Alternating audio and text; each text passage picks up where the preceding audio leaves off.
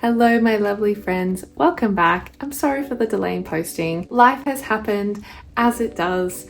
But more importantly, I am heading overseas for several weeks to Europe and I'm taking carry-on only. I've been doing this for a little while now, and honestly, it has been a game changer when it comes to traveling. By learning to travel light, it has been such a freeing experience for myself. Not only is it way more convenient, but you save so much money. If you've been traveling recently, maybe you've noticed the price of checked baggage and how extreme the prices are. Even for a short 1-hour flight, you can pay so much for checked baggage, which can take a relatively cheap flight to something that is blown way out of budget. And so I thought this is a perfect opportunity for me to share with you what and how I pack for several weeks only with carry-on. So to get started on this new freeing journey of having carry-on luggage only, it all starts with bag choice. So for me, I personally made the choice to say goodbye to suitcases with wheels and hard shell suitcases. And now I opt for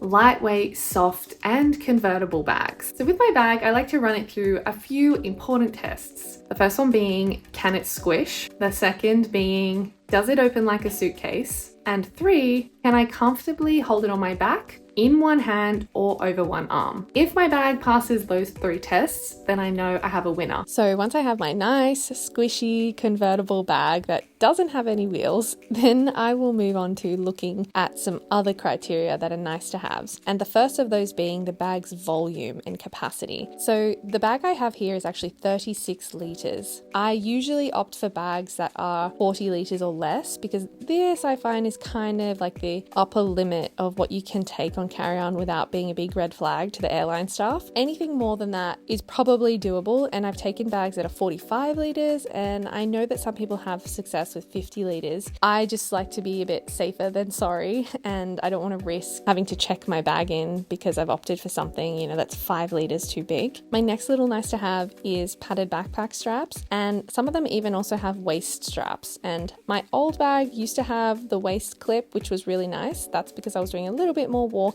with my bag, so it doesn't really bother me now that my bag doesn't have waist straps. So that's kind of a personal preference. And then my final little nice to have is a sort of hidden back pocket that's padded. If I need to put anything fragile, maybe a laptop, then I have that little hidden back pocket that's got extra padding for support. But I also don't rely on this because most times I do keep my laptop next to me in a smaller bag because I want to make sure that it's really safe and secure. Now that we've got our bag sorted, we can jump into the really important step, which is knowing how to pack your bag. I personally find packing cubes to be incredibly helpful. They allow you to compress your clothing so that you could fit a couple extra pieces if you wanted. It keeps everything super organized, and depending on the length of the trip, I'll usually take between 7 to 10 tops. I just really like to have a couple of extra tops because it's the thing that I like to have the most flexibility with. I'll take a packing cube and roll all of my tops so that they kind of fit into my packing cube. You'll be surprised how much you can actually fit into one packing cube.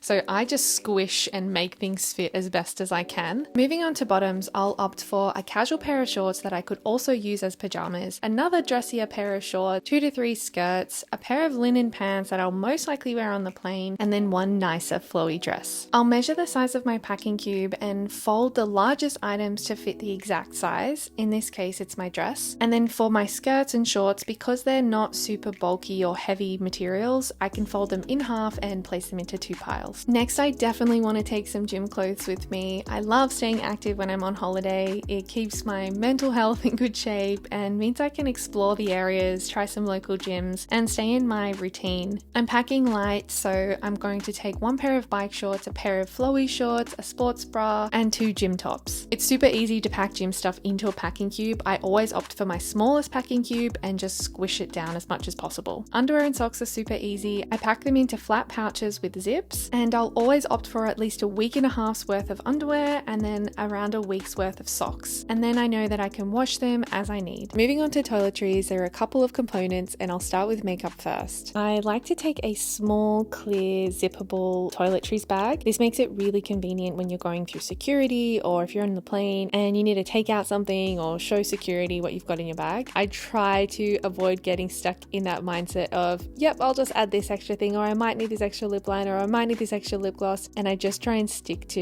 exactly what I know that I wear and what I'll need. Moving on to my main toiletries, I have a lot of hair, so I need to make sure that I'm prioritizing the space in my toiletries bag for hair care. I use these soft squishy silicone bottles to take my shampoo and conditioner in. These little bottles are 100 mils each, so they're perfect to take through in your carry-on. So for me, I actually fill up 1 shampoo bottle and 2 conditioner bottles. For the remainder of the space, I'll add my body care, face cream, facial cleanser. There could be some other things that I've missed that I will try and squeeze into that toiletries bag. The final piece of my toiletries is my little hair accessories pouch. Again, I have a lot of hair, so I need to take scrunchies and clips, so I will just throw those into a little pouch with my hair oil and then take that with me in my bag. Then I have my toiletries bags all complete, and usually I realize at this point I've definitely forgotten something, so I'll add my dental care, my deodorant, and any other things that I've probably forgotten. Another nice to have that I've found has really come in handy is packing a microfiber towel. I find I get a lot of use out of this, whether it's in my hair, taking it to the gym, if I just happen to be in a situation where I need a towel for whatever reason. And then I'll also take a small, lightweight shoulder bag